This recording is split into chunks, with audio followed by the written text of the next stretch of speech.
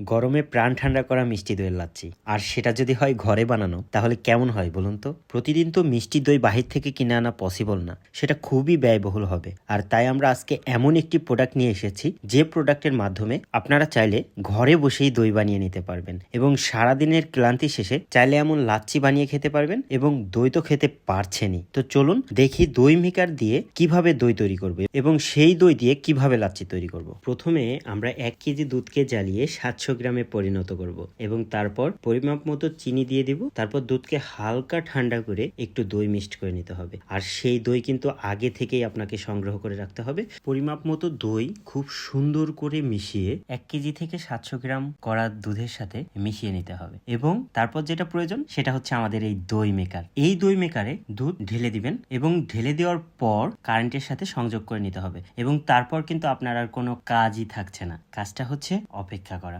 অপেক্ষা করতে হবে 2 থেকে 6 ঘন্টা এবং 2 থেকে 6 ঘন্টা অপেক্ষা করার পর অলরেডি কিন্তু আমাদের দই বসে গিয়েছে এবং এই দইটি খেতে এত সুস্বাদু ছিল। আর নিজের হাতে তৈরি করা জিনিস কতটা সুস্বাদু হয় সেটা তো আপনারা জানেনই। এবং এই দই দিয়ে লাচ্ছি বানাতে প্রথমেই একটু 7 আপ অথবা ঠান্ডা পানির মধ্যে দইটি দিয়ে সুন্দর করে ব্লেন্ড করে নিতে হবে এবং তারপরেই তৈরি হয়ে যাবে এই লাচ্ছি। একবার ভাবুন তো, নিজের হাতে তৈরি করা দই এবং সেই দই দিয়ে এই লাচ্ছি কতটা সুস্বাদু হতে পারে। তো আর দেরি না করে আমাদের এই দই মেকারটি এখনই অর্ডার করতে আপনার নাম, ঠিকানা, মোবাইল নাম্বার দিয়ে দিন নিচে ডান পাশে অর্ডার নাও বাটনে ক্লিক করে। ধন্যবাদ। আসসালামু আলাইকুম।